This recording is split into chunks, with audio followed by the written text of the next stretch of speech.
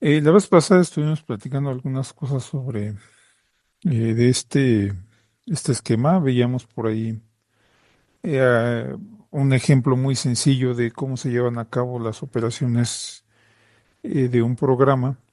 Sí, en la ocasión pasada veíamos nosotros cómo se podía, una manera sencilla, un poco resumida, porque aquí estamos obviando varias cosas de cómo se llevaría a cabo una operación como esta.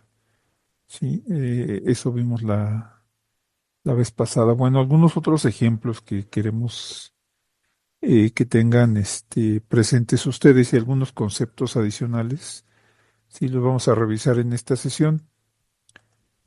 Por ejemplo, todo el mundo tiene claro qué significa esto, qué representa ese esquema.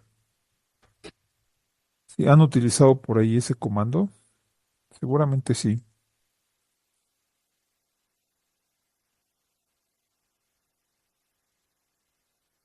¿Nadie lo ha usado?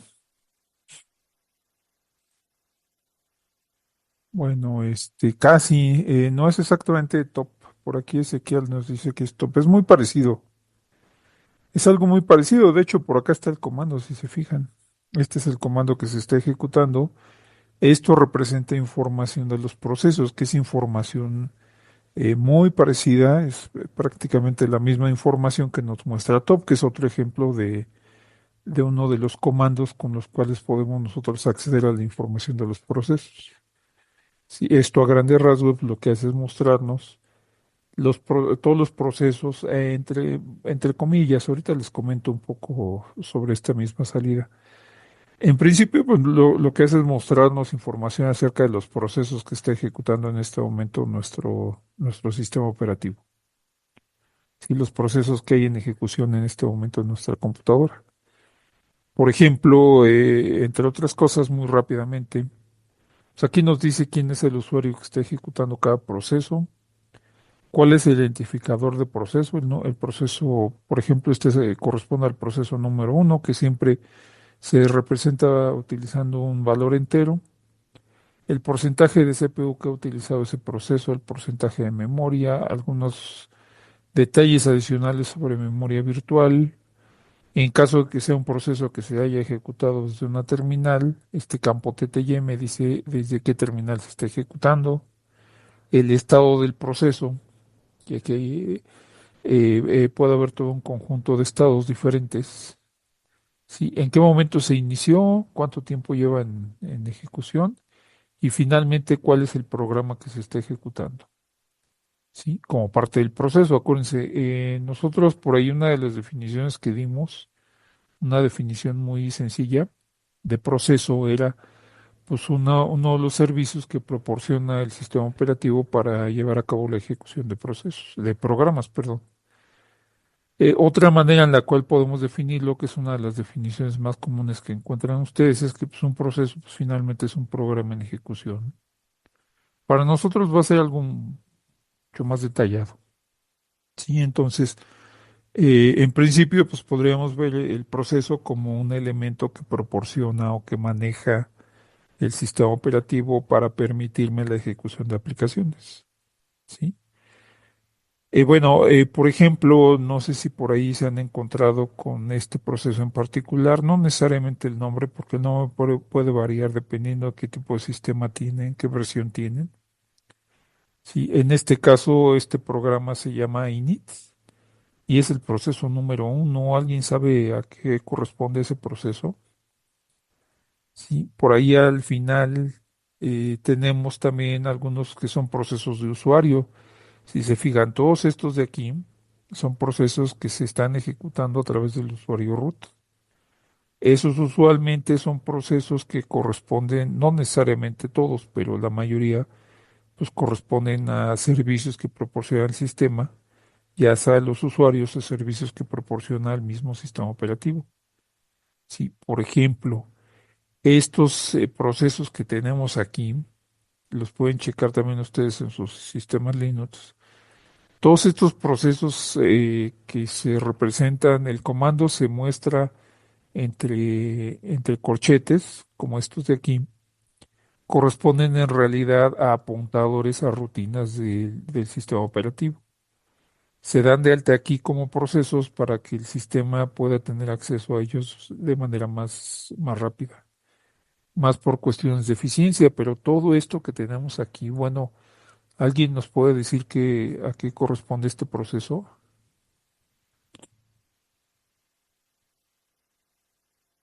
¿Cuál es el proceso número uno? ¿Quién sabe? Bueno, pues esto de aquí es el kernel, ¿sí? Este es el kernel de nuestro sistema, ¿sí? Y todo esto que tenemos aquí, los detalles de esto los vamos a comentar un poco más adelante, pero todo esto de aquí, pues no es otra cosa más que rutinas del kernel, ¿sí? Que se agregan también como procesos, por lo que les comentaba hace un momento. Sí, todo esto, pues el sistema lo representa como procesos de usuario. Y aparte de los procesos del sistema o los procesos del usuario root, pues tenemos también por aquí, por ejemplo, esta parte de aquí corresponde a procesos de usuario, a una sesión de usuario. De hecho, si revisan ustedes esta parte de acá, se pueden dar cuenta, por ejemplo, que este es un usuario que se conectó a través de SSH en una terminal de texto está ejecutando un bash, ¿sí? Entonces, bueno, es un ejemplo nada más de algunos de la información, parte de la información que podemos encontrar del proceso. Ya después vamos a ver muchos detalles que tienen que ver con esta parte, ¿sí? Bueno, esos procesos, pues también el sistema los puede representar de esta forma, que seguramente este comando también lo conocen por ahí, ¿sí? Este comando de aquí lo que hace es mostrarme la manera en la cual están ejecutándose los procesos.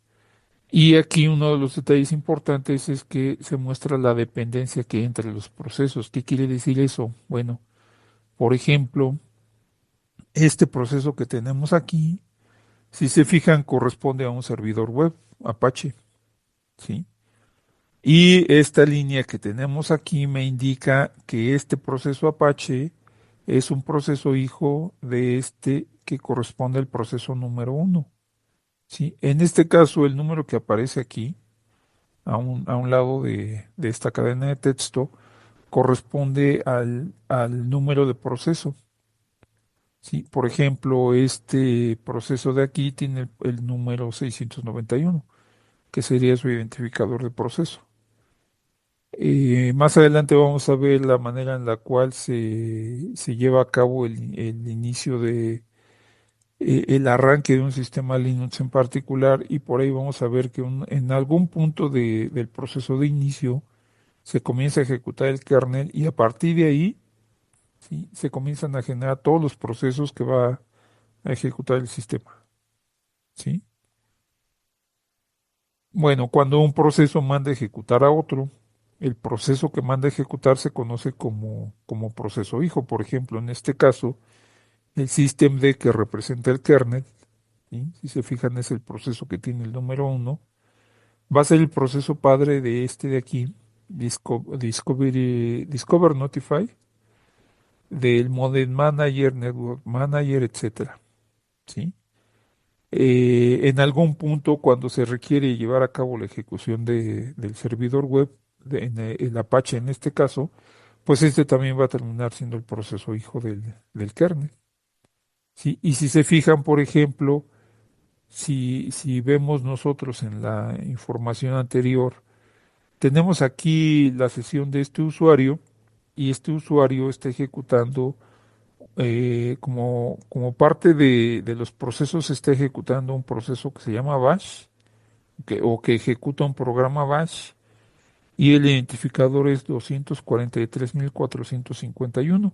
Si vemos la información de PS-Tree, ¿sí? Si se fijan, aquí podemos encontrar nosotros, en esta parte, podemos encontrar ese proceso, ¿sí? Y aquí me dice el sistema que para poder ejecutar ese proceso, pues se requirió hacer uso de un programa que se llama SSHD, que es un proceso hijo del kernel. Entonces el kernel en algún punto manda a ejecutar este proceso y eso le permite a los usuarios poder llevar a cabo la ejecución o el establecimiento de sesiones remotas en el equipo en donde se esté ejecutando esta aplicación.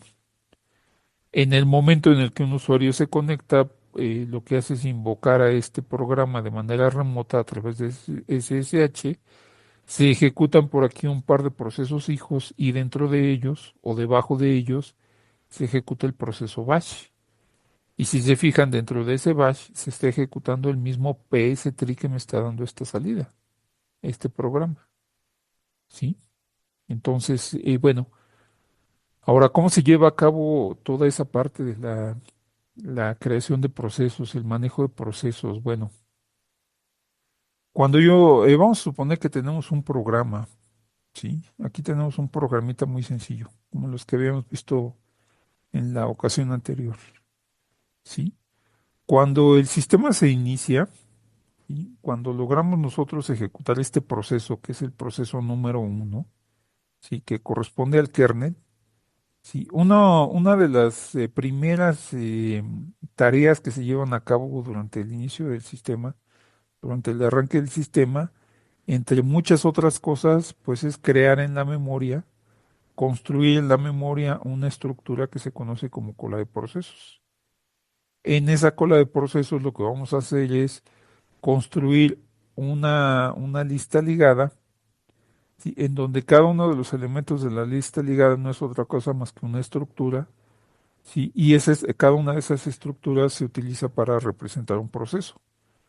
Entonces, cada vez que se requiere agregar un proceso, ¿sí? Durante el inicio del sistema, se construye esta cola de procesos, se crea el primer proceso que correspondería al kernel, y a partir de ahí, cada vez que se requiere ejecutar un programa, una de las cosas que hacemos es agregarle un elemento más a esta lista ligada. Sí, bueno, toda esta estructura se conoce como la cola de los procesos. Sí, y es una estructura que utiliza el sistema operativo para llevar a cabo la gestión, el control de los procesos que están en ejecución. En esta estructura, si ven ustedes la salida de este comando, ¿sí? En la que tenemos, por ejemplo, información acerca del nombre del proceso, tenemos el nombre del usuario que mandó a ejecutar el proceso, el identificador del proceso, tenemos datos de contabilidad aquí, por ejemplo, tenemos el estado del proceso, tenemos información acerca de la fecha y hora en la que se mandó a ejecutar, entre muchos otros datos de los procesos. Esto en realidad es un conjunto de información resumida, ¿sí? De toda la información que puede tener el sistema de cada proceso. Entonces, cuando se requiere agregar un proceso al sistema, les decía hace un momento, una vez que el sistema operativo ya está en ejecución, esta cola de procesos ya existe, que es una de las tareas principales, de las primeras, que se lleva a cabo durante el arranque del sistema. ¿Sí? Y cada vez que se requiere agregar un proceso, cada vez que se requiere ejecutar un programa, por ejemplo, si en este momento el usuario me dice, oye, un usuario del sistema me dice, quiero ejecutar este programa, lo que hace el sistema operativo es lo siguiente, entre otras cosas, los detalles los vamos a ver más adelante.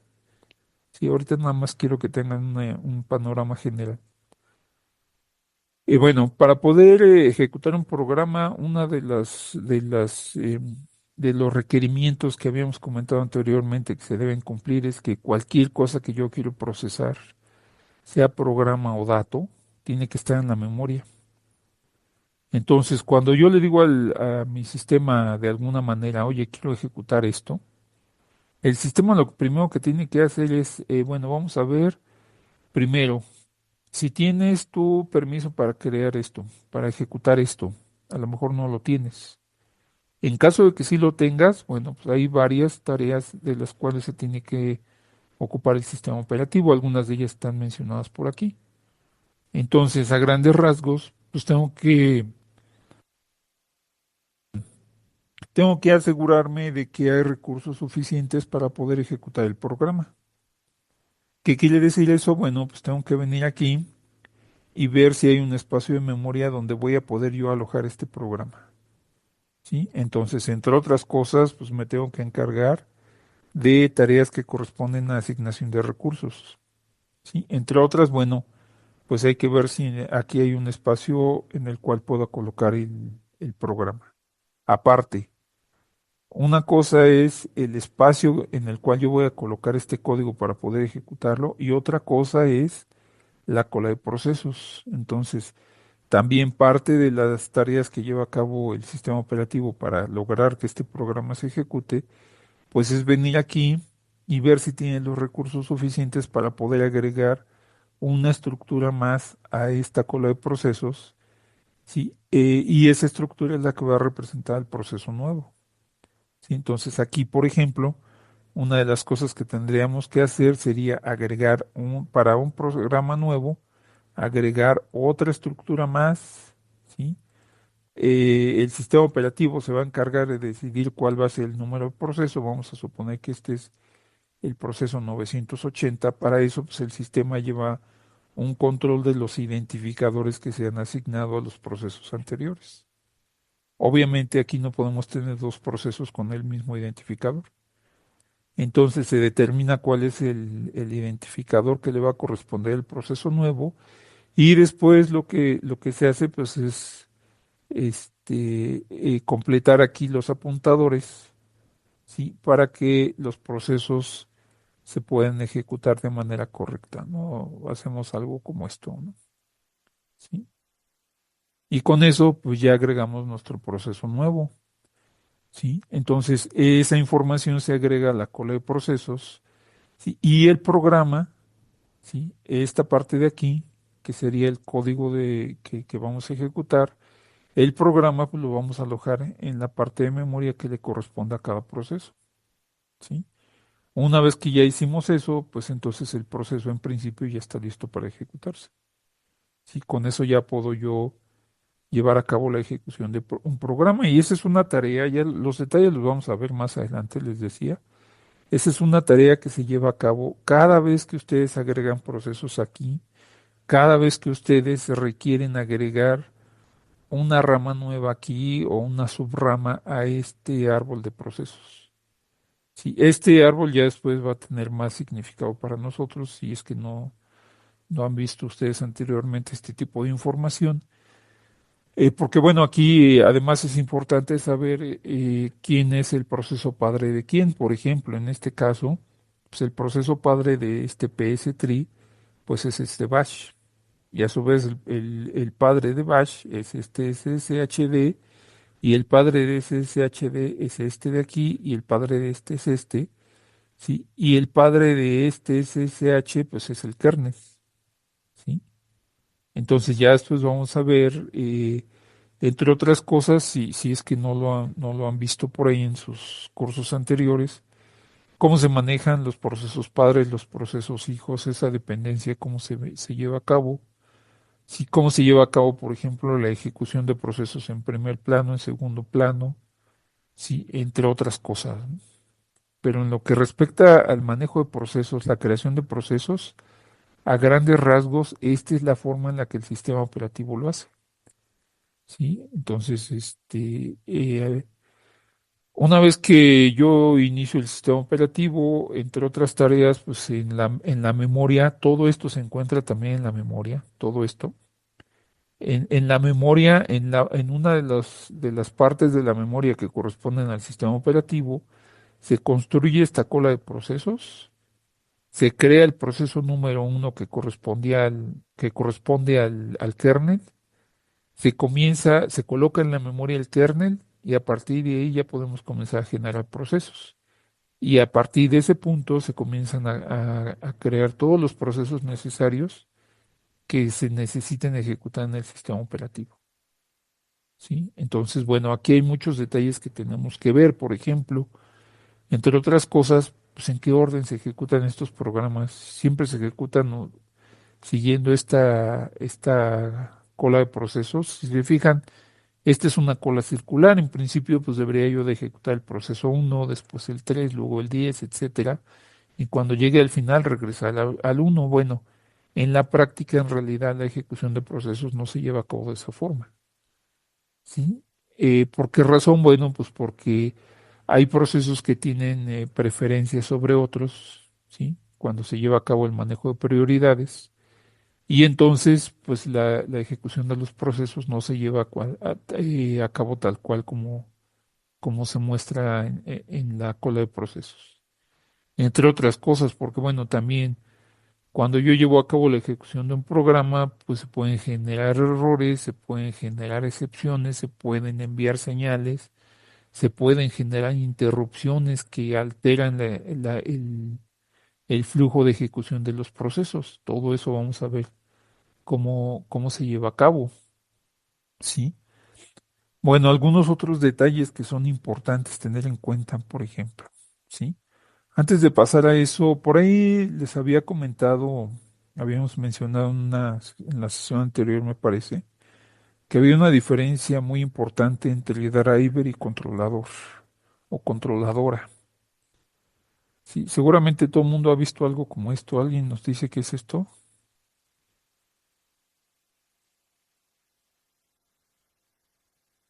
Disco duro.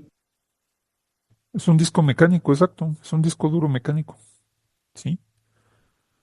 En el caso de otro tipo de discos, por ejemplo, los SSDs y otros dispositivos, las memorias flash, etcétera, todos los dispositivos usualmente, si se fijan aquí, estoy mostrando la parte posterior a propósito.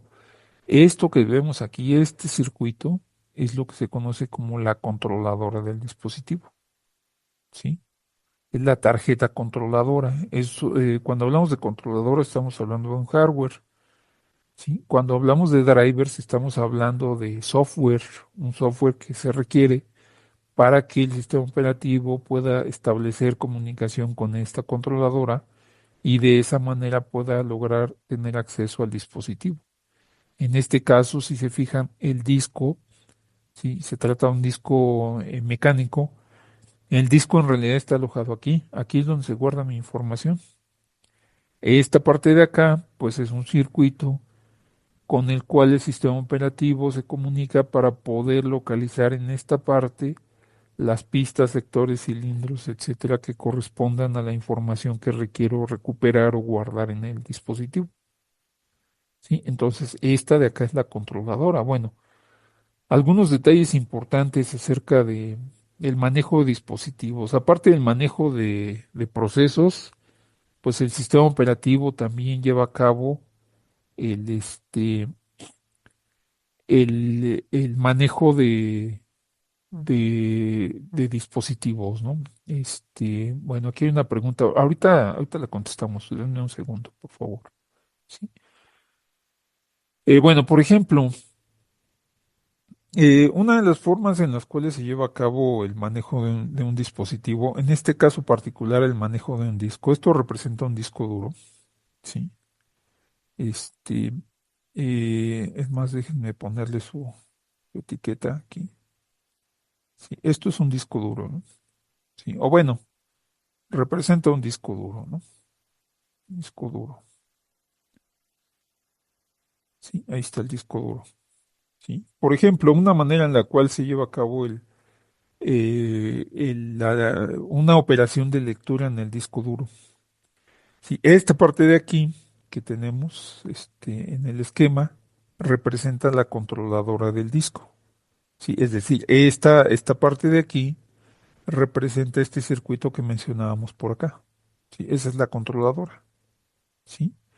Entonces, la manera en la cual se lleva a cabo el manejo de ese dispositivo en particular, por ejemplo, cuando alguna de las instrucciones que está ejecutando este, el, el sistema operativo, o bueno, el procesador en realidad, requiere recuperar información de este dispositivo, de este disco duro, ¿sí? A grandes rasgos, el procedimiento que se sigue es el que se muestra acá, ¿sí? El procesador lo que va a hacer es comunicarse a través de uno de los buses que contiene nuestra tarjeta madre. A través de un bus, el bus correspondiente lo que hace es enviar información, ¿sí? Envía una instrucción o bueno, envía un flujo de datos a la controladora.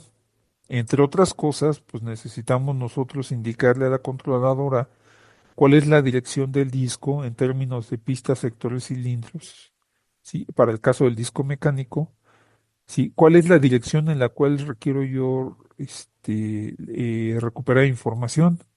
¿De dónde se toma esa información? Bueno, pues de los datos del sistema de archivos. ¿Se acuerdan? Uno de los servicios que mencionamos por ahí era el del sistema de archivos. Pues el sistema de archivos es quien lleva un registro de en qué parte del dispositivo se encuentra ubicado cada archivo.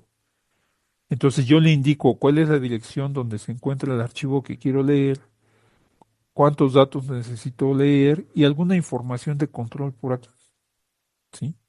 Algunos datos de control, ya después vemos detalles de esa parte.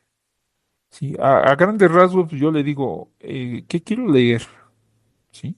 ¿Qué es lo que necesito leer?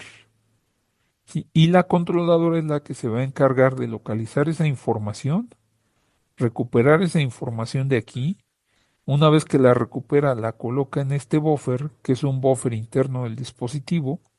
Sí, como parte de esta controladora, entre otras cosas, pues tenemos también por ahí algunas memorias, ¿sí? Algunos pequeños espacios de memoria que utiliza la controladora para colocar la información que está recuperando del dispositivo. Entonces, solicitamos nosotros la información, le indicamos aquí que queremos leer.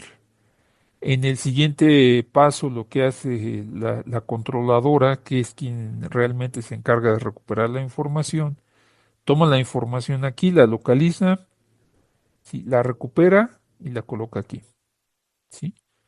Y una vez que la coloca ahí, ¿sí? Lo que hace es avisar al sistema operativo, bueno, al procesador, le avisa que ya la información está en su lugar, ¿sí? Y una vez que ya esa información se colocó aquí y le avisamos al procesador, el procesador lo que va a hacer es, en algún momento va a venir a este buffer, ¿sí? Va a tomar esa información, ¿sí? Y va a colocarla en la memoria y de esa manera, pues el proceso que la solicitó ya va a poder tener acceso. Aquí estamos obviando muchas cosas que vamos a ver más adelante. Y aquí, ahorita es solamente a manera de resumen, ¿no? Sí. Entonces, yo le solicito la información a la controladora. La controladora recupera la información, la deja en el buffer, le avisa al procesador. El procesador acude a este buffer, toma esa información, coloca esa información en la memoria, porque acuérdense que esto para poder procesarlo, necesito yo colocarlo en este dispositivo. Entonces toma esa información, la coloca aquí y el siguiente paso sería avisarle al proceso que solicitó esto que la información ya está lista para que la pueda recuperar. ¿Sí? Entonces, cuando ustedes hacen una operación, por ejemplo, como algo como lo siguiente, por ejemplo, si ustedes al sistema a través de un programa le dijeran, por ejemplo, un FSCAN F, sí, déjenme cambiar el tamaño de esto. FSCAN F o un FRID o alguna operación de ese tipo. Y le dicen, a ver, mira, haciendo uso de este apuntador, quiero que leas, por ejemplo, una cadena de texto. Sí, perdón, aquí es una cadena de texto y quiero que esa cadena la dejes en una variable que se llama dato. Sí. Cuando ustedes hacen una operación como esta, sí, su programa lo que hace, pues, es indicarle al sistema operativo que requerimos llevar a cabo esa operación de lectura. Entonces, justo en el punto en el cual el procesador llega a la ejecución de esta instrucción, es cuando se genera esto, ¿sí? Y seguramente se han dado cuenta que cuando ustedes hacen una operación de lectura, ¿sí? El programa se queda esperando hasta que esa lectura está lista, hasta que los datos que nosotros requerimos están listos. Bueno, pues cuando esta instrucción se requiere ejecutar, le solicitamos el servicio del sistema operativo, el sistema operativo hace toda esta operación por nosotros, esto no lo hace nuestro programa, El sistema operativo es quien se encarga a través de sus servicios de colocar la información aquí de lo que queremos recuperar. La controladora es su trabajo y una vez que la controladora le avisa a mi sistema operativo que esto ya está listo, entonces el sistema operativo viene, toma esto, lo coloca aquí y en ese punto le dice esta función, ya tu información ya está lista. Y entonces la función fscanf en realidad lo que hace es tomar esa información de aquí, no la toma del dispositivo. ¿Sí? Ese es el procedimiento que se sigue en este caso. Esto se conoce como una lectura en disco sin DMA, que es lo que dice aquí. DMA quiere decir acceso directo a memoria. ¿Sí? Bueno, otra de las maneras en las cuales se lleva a cabo este tipo de operaciones es la siguiente, que sería una operación complementaria a la anterior. Tenemos el mismo escenario, ¿sí? Pero en este caso el procedimiento va a ser un poco diferente, ¿sí? Vamos a suponer que la operación es la misma. Bueno, el procesador lo que hace es envía la información al a una controladora. Esto de aquí es un circuito del mismo procesador. Esto se conoce como la controladora de acceso directo a memoria. Es un circuito. El procesador le pasa los datos de la información que requiero recuperar a la controladora. Le dice qué es lo que necesito, dónde está la información que necesito, cuánta información voy a leer y algunos datos de control, entre los cuales pues, puede estar la información del dispositivo con el cual me quiero comunicar. Entonces, en este caso, el procesador le indica a este circuito qué es lo que queremos leer. Este circuito, en este caso, a diferencia del anterior, si se fijan, aquí el mismo procesador lo solicita a la controladora a través de los buses que tiene nuestro hardware. ¿Sí? En este caso, yo lo que voy a hacer es, le voy a anexar este circuito a al procesador, ¿sí?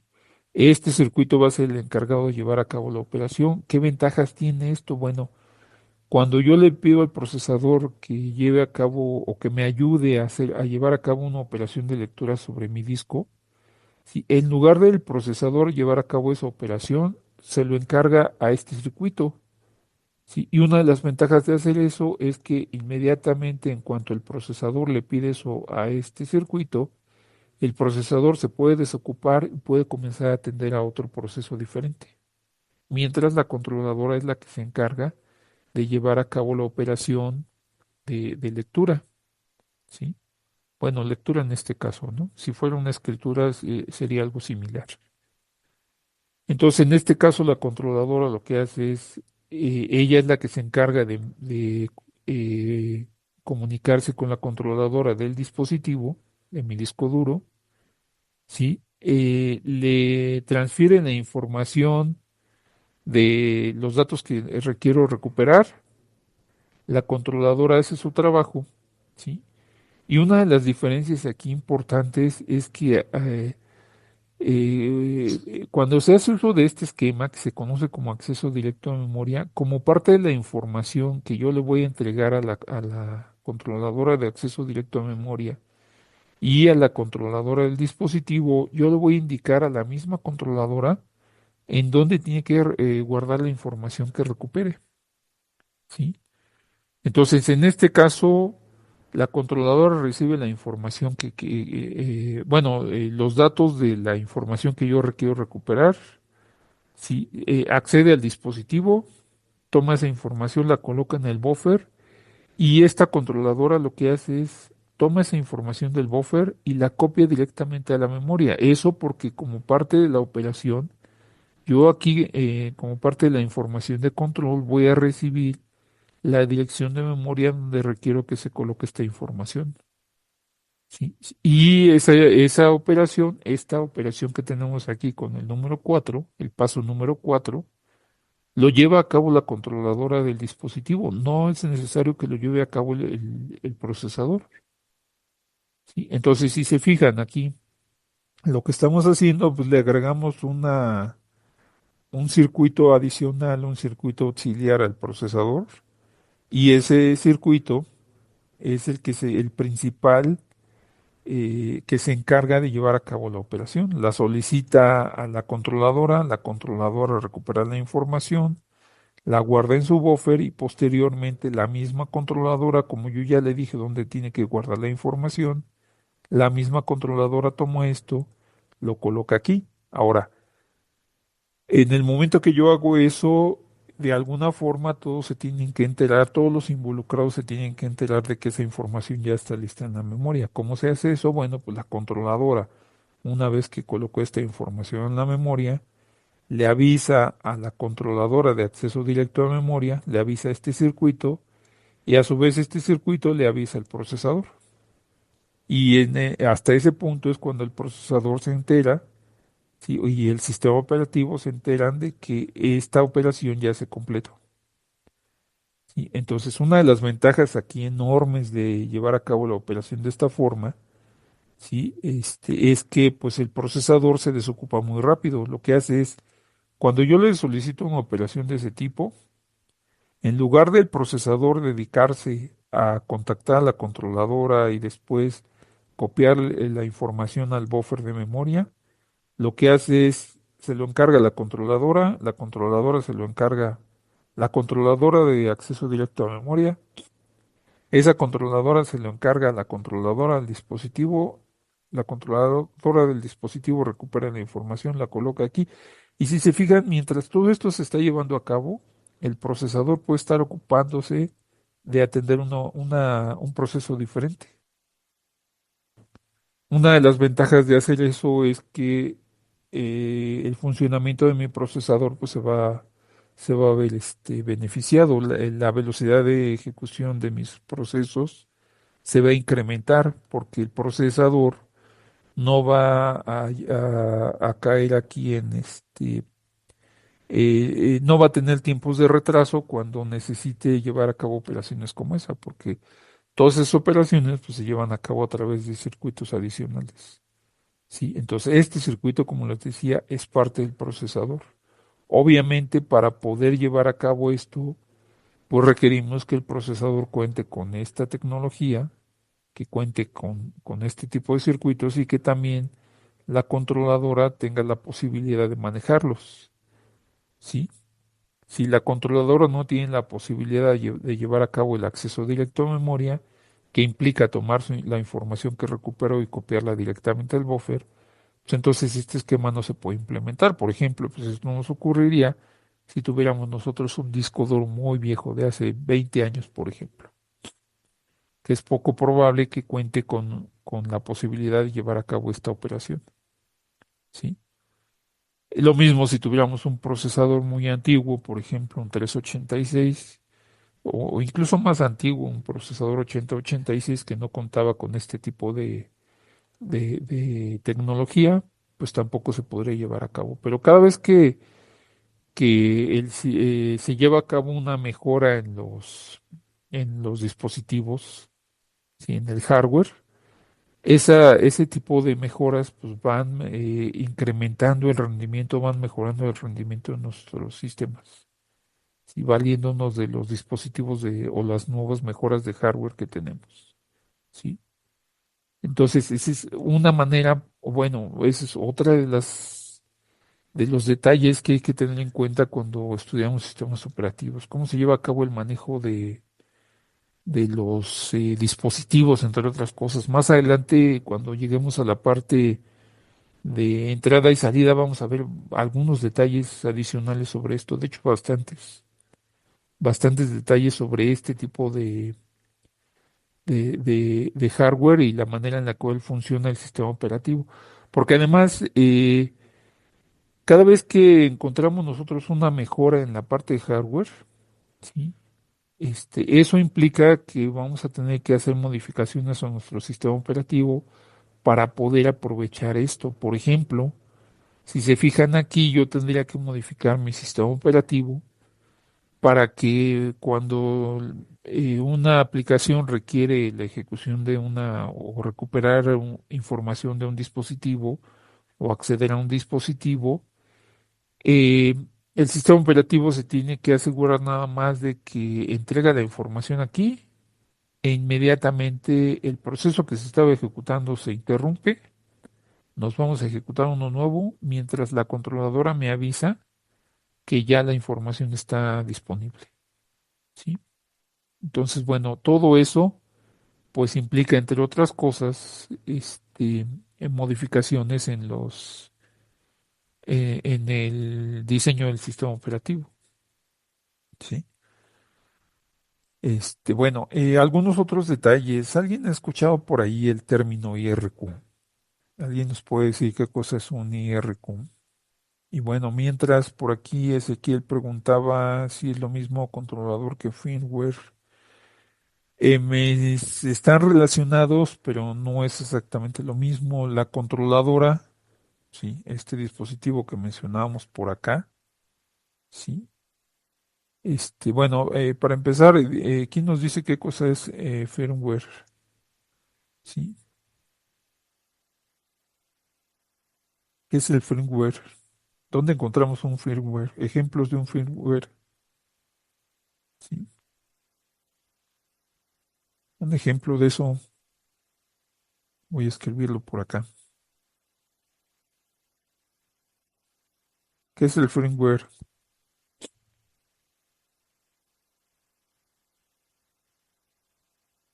¿Quién sabe? No me digan. ¿Nunca han tenido, por ejemplo, la necesidad de actualizar su BIOS? ¿O han escuchado que alguien actualiza su BIOS? ¿Sí? ¿O le han actualizado el BIOS, por ejemplo, a una impresora?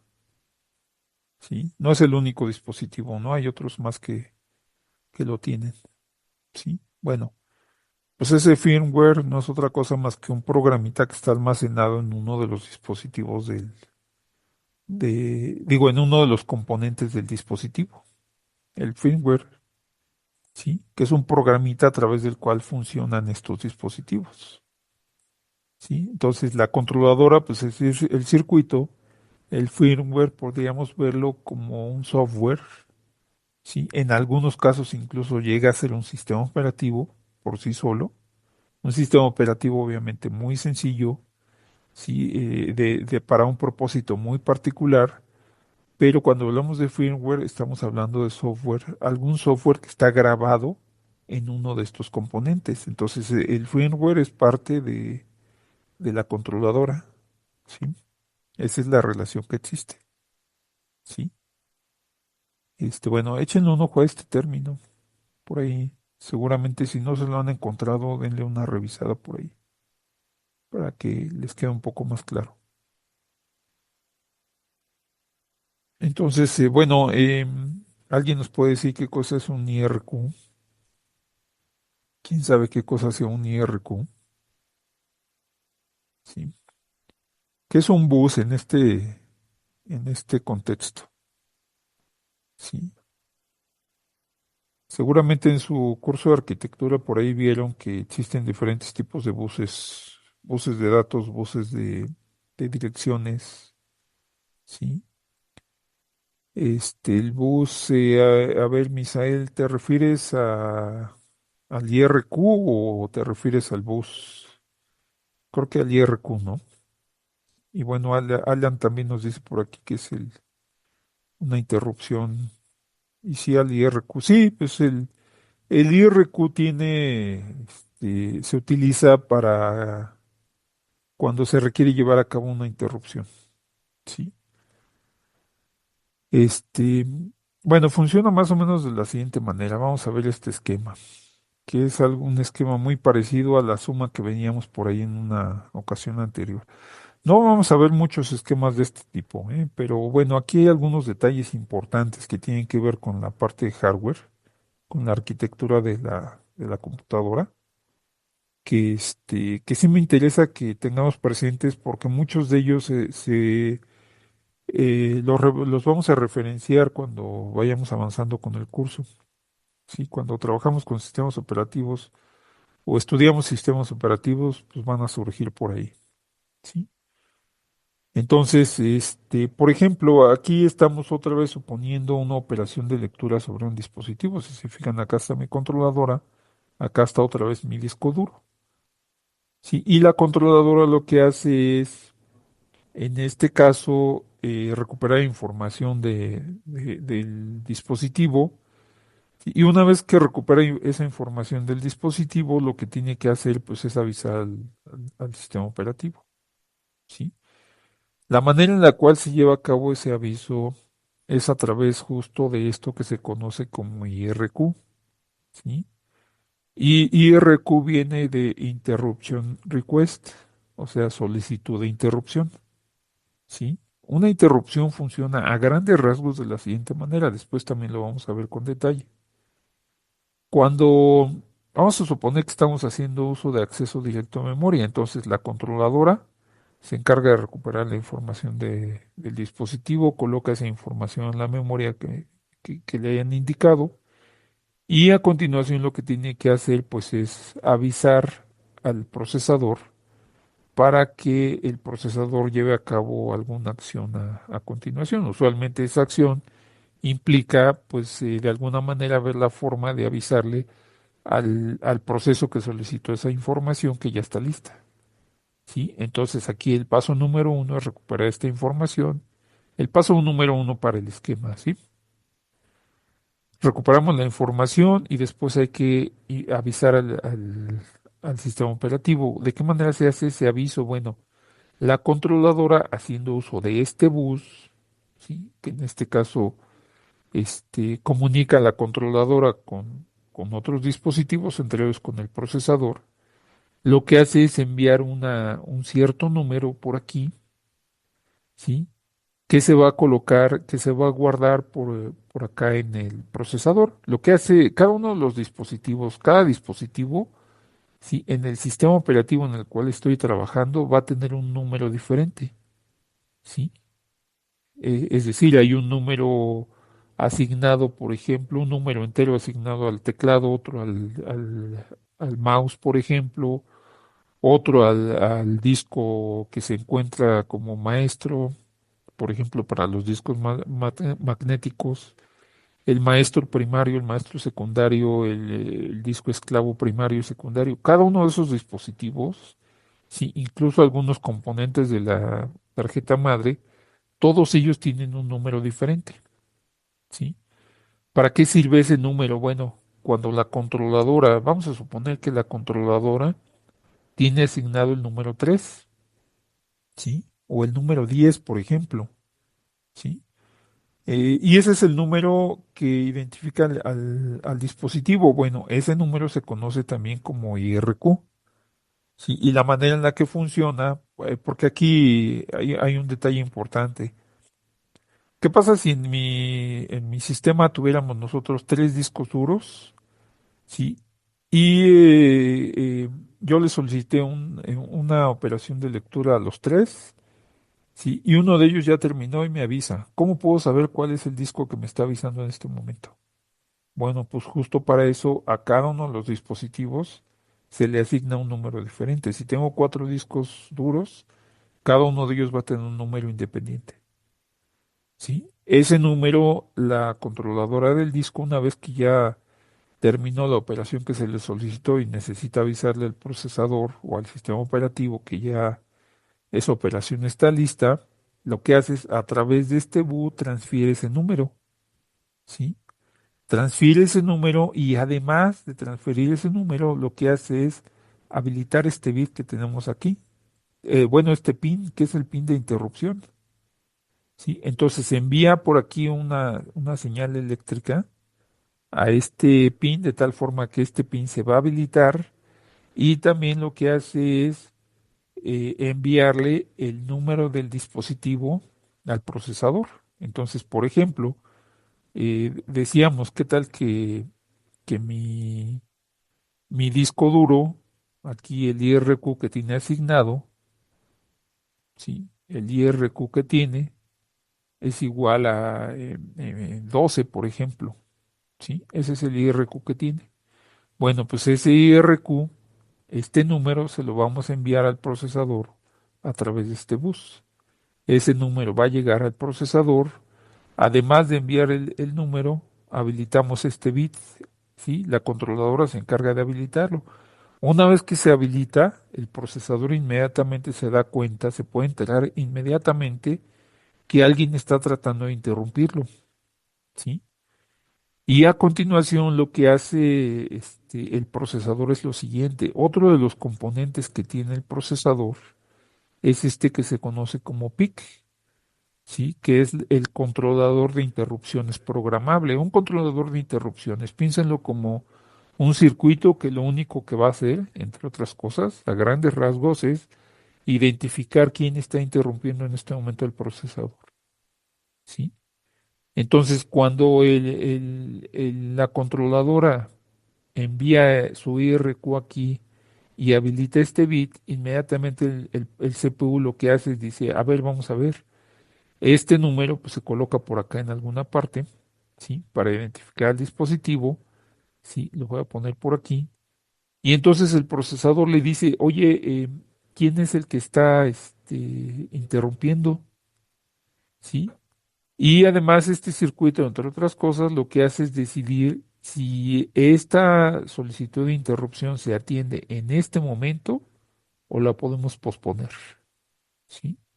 Entonces, el IRQ, el número de dispositivos, se pasa aquí y la controladora de interrupciones se encarga de averiguar quién me está interrumpiendo, ¿sí? Una vez que ya averiguó, lo que hace es indicarle al procesador si esta interrupción que se está generando en este momento se tiene que atender ahorita o la posponemos. Si el procesador, bueno, de hecho, en realidad quien lo hace el PIC es el PIC. Si el PIC decide que esta es una interrupción que se tiene que atender en este momento, el procesador lo que tenía que hacer es lo siguiente.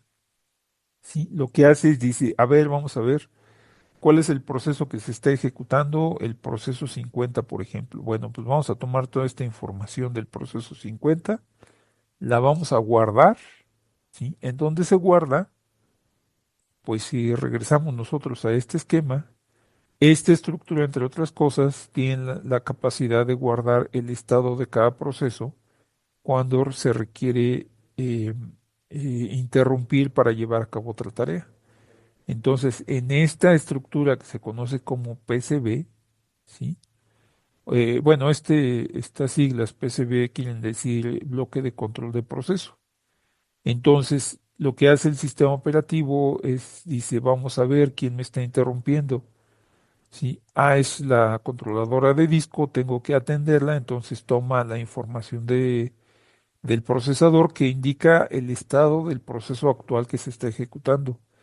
Esa información se almacena en su PCB, en la cola de procesos, ¿sí? Y a través de la información que yo recibí de la controladora puedo determinar la manera en la cual tengo que atender esa interrupción, ¿sí? Una interrupción no es otra cosa más que una manera en la cual nosotros le decimos al procesador que trate de atender algún evento. En este caso, el evento que tenemos, pues es una conexión o una solicitud de la controladora, ¿sí? Y a continuación, una vez que ya desocupamos el procesador, ya guardamos la información del proceso actual, el procesador tiene que ir a localizar una rutina, ¿sí? Esta parte de aquí que se conocen como rutinas de manejo de interrupción, ¿sí? O también se le conoce como vector de interrupciones. Después vamos a regresar a esa parte. Sí, el procesador localiza estas rutinas, toma la que corresponde al manejo de la interrupción generada por la controladora, ¿sí? Atiende esa interrupción, ¿sí? Y a continuación regresa a ejecutar algún proceso, puede ser el mismo proceso que habíamos interrumpido aquí, ¿sí? Entonces, a grandes rasgos, esa es una de las formas en las cuales se lleva a cabo el manejo de dispositivos y la manera en la cual se puede generar una interrupción, en este caso, desde una controladora. Generalmente cuando hablamos de interrupciones estamos hablando de un evento que está indicándonos un dispositivo de hardware. ¿Sí? Las interrupciones siempre son este, generadas por hardware. ¿Sí? Y bueno, aparte de las interrupciones, hay otros eventos que tiene que atender el procesador, por ejemplo, los errores, los traps, ¿sí? Entre otros, ¿no? Aparte de las interrupciones. Sí, entonces, bueno, no sé si más o menos está claro a grandes rasgos. Después vamos a regresar un poco a esta parte. Y aquí, bueno, estamos suponiendo que en este momento el procesador está ejecutando un programa que suma dos números, si se fijan ahí, ¿sí? En nuestro pseudocódigo ficticio, ¿sí? Está ejecutando la suma de los dos números aquí, ¿sí? Y en ese momento la controladora del disco genera la interrupción, ¿sí? Envía el IRQ, habilita el pin de interrupción. Sí, la interrupción es interpretada por la controladora de interrupciones, que es otro de los componentes del procesador, ¿sí? Y en ese momento se decide si la interrupción se va a atender. Si se va a atender, entonces lo que tenemos que hacer es guardar este proceso, ¿sí? En la cola de procesos, en su PCB, en su estructura. Guardamos el proceso, localizamos la rutina que se encarga de atender la interrupción, atendemos la interrupción y una vez que ya lo hicimos, regresamos a ejecutar el proceso que estábamos ejecutando, por ejemplo. ¿Sí? Entonces, bueno, a grandes rasgos, pues esa es una de las formas en las cuales se llevan a cabo el manejo de las interrupciones. ¿Sí? Para eso, pues se hace uso de buses. Esta parte de los buses, pues no es otra cosa más que parte del cableado que tienen nuestros circuitos. Bueno, involucra algunos componentes, pero esto vean ustedes como un alambre, sí, como un alambre que conecta la controladora, en este caso con el CPU. Sí, y aquí tenemos otro, un pequeño cableado impreso sobre la tarjeta madre, sí, que lo que hace es comunicar el procesador con la memoria. Esos son los buses. Bueno, para el caso particular que tenemos acá, ¿sí? No son otra cosa más que una conexión entre dos dispositivos, entre dos o más dispositivos, ¿sí? Entonces, bueno, pues esos son algunos otros detalles. Es importante tener claro aquí qué cosa es una interrupción y en qué caso se genera, ¿no? Porque aquí tenemos un ejemplo nada más, ¿sí?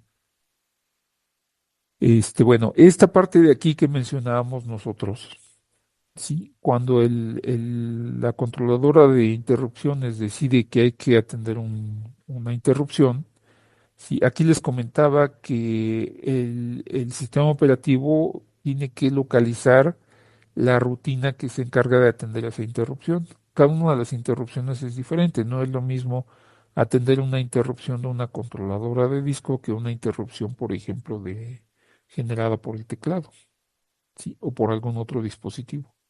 Sí, o por ejemplo, una interrupción generada por el lector de discos ópticos, por ejemplo, son diferentes. Y cada una de ellas tiene que atender de manera diferente. Sí, por ejemplo, pues también no se atiende de la misma forma una interrupción generada por el disco duro que una generada, por ejemplo, por la tarjeta de red. Sí, son distintas. Bueno, para cada una de esas interrupciones, el sistema operativo lo que va a hacer es contar con una rutina diferente que lo que hace es encargarse de atender esa interrupción particular. Y para llevar a cabo la gestión de esas rutinas, el sistema operativo en la memoria hace uso de un pequeño arreglo que se conoce como vector de interrupciones. Ese vector de interrupciones no es otra cosa más que un arreglo de apuntadores en donde cada uno de estos apuntadores, ¿sí? Apunta hacia una rutina que se encarga de atender la interrupción correspondiente. Por ejemplo, para el caso que veíamos nosotros por aquí, en el que la controladora me envió por aquí su IRQ, bueno, con base en esa información, la controladora de interrupciones decide cuál de estas rutinas es la que tiene que atender la interrupción de la controladora del disco. Por ejemplo, Si en este caso particular la controladora de interrupciones decidiera que esta interrupción en particular para el dispositivo que tiene asignado el IRQ12 se tiene que atender con la rutina número 5, lo que hacemos es venimos a localizar aquí la rutina número 5, ¿sí? ¿Sí? Para eso, pues simplemente accedemos al arreglo, ¿sí? Lo único que tendríamos que hacer es venir aquí, ver a dónde apunta el vector, la entrada del vector 5 de este arreglo, ¿sí? Y lo que vamos a encontrar ahí, pues es la rutina que atiende esa interrupción. Por ejemplo, para la rutina número 2, este apuntador me dice cuál es la función que hay que ejecutar, ¿sí? Y esa es la manera en la cual se lleva a cabo esta parte que comentábamos aquí, ¿eh?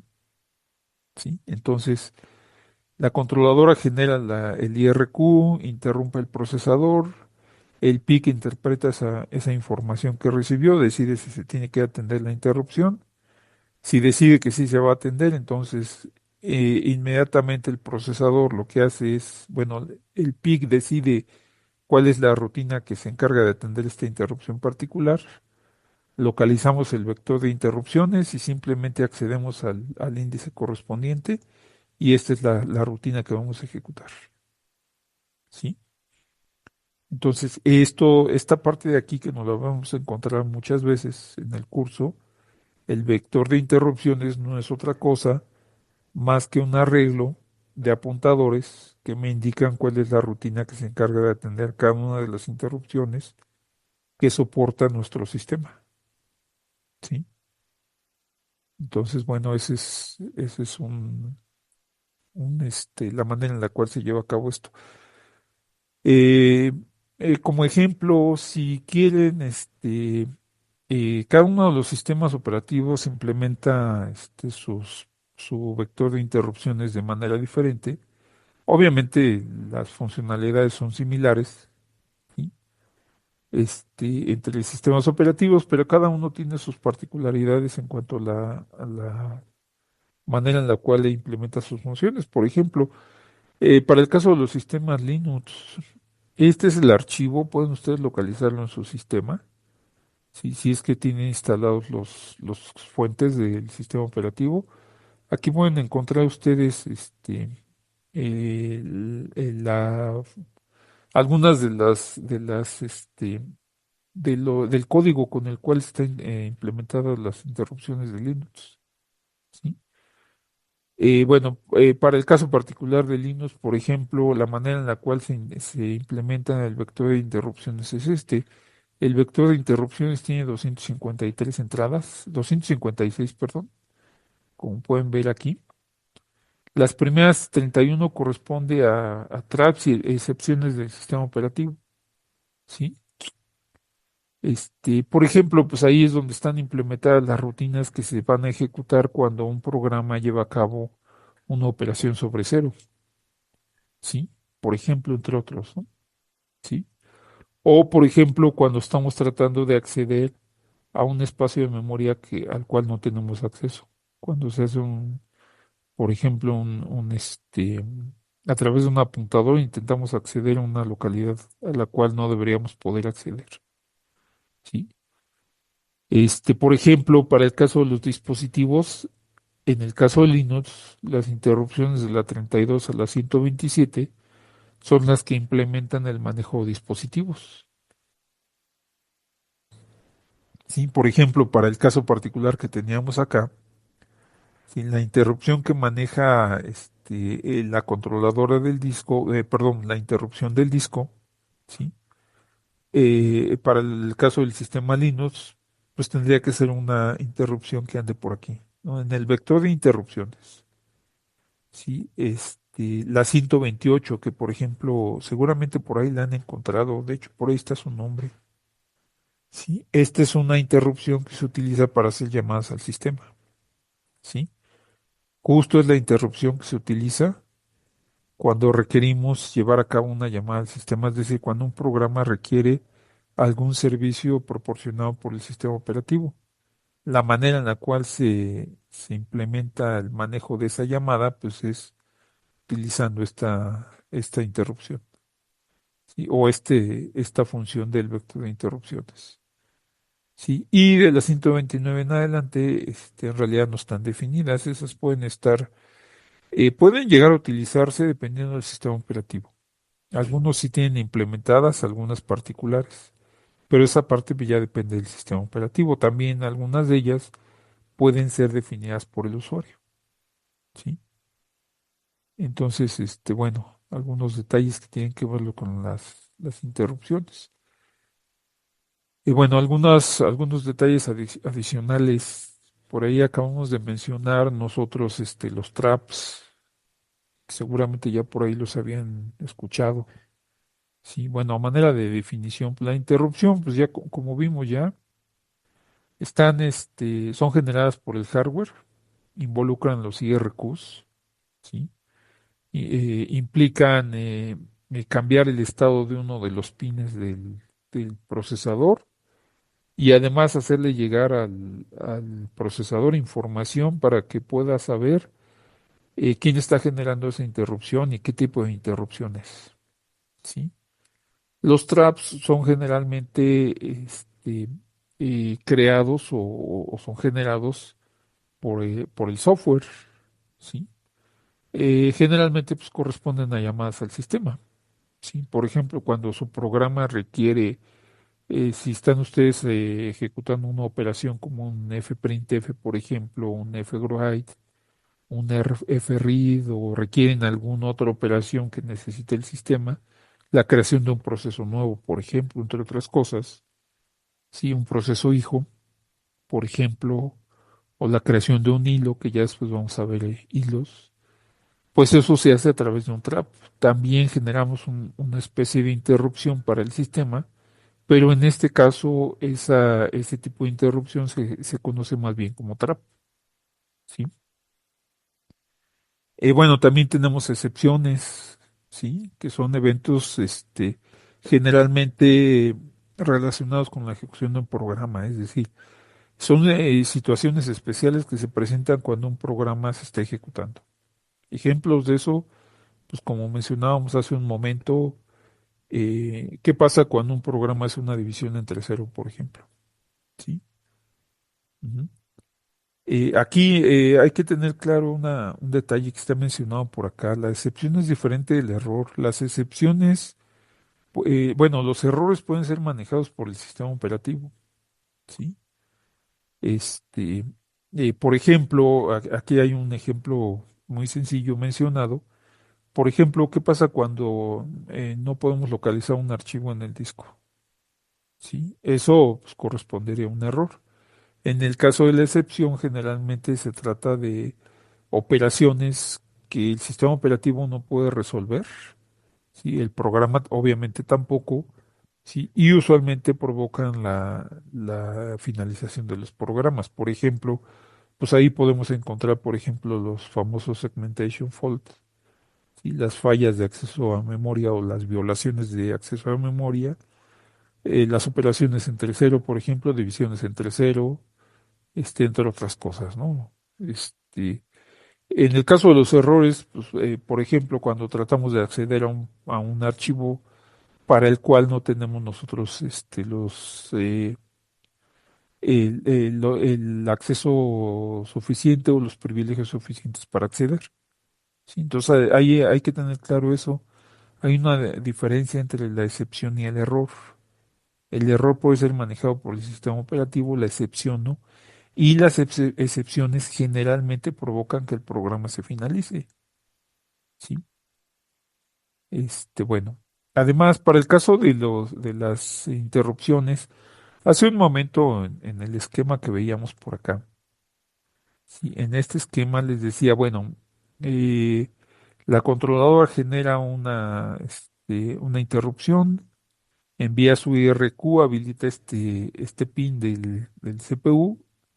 Sí, eso lo que hace pues, es habilitar un pequeño bit, ¿sí? Y después la controladora de interrupciones toma la decisión de si esa interrupción se tiene que atender o no se tiene que atender. Bueno, hay dos tipos de interrupciones en general. unas que se conocen como interrupciones no enmascarables, sí, que son interrupciones que no se pueden ignorar, sí, y además no pueden ser deshabilitadas por el software. Es decir, cuando se genera una interrupción no enmascarable, el sistema operativo la tiene que atender inmediatamente, ¿sí? Ejemplos de esto, bueno, seguramente les ha pasado por ahí, espero que no, o no muy seguido, que de pronto mi equipo se sobrecalienta y eventualmente en algún punto se apaga solo, ¿sí? Bueno, por ejemplo, en ese caso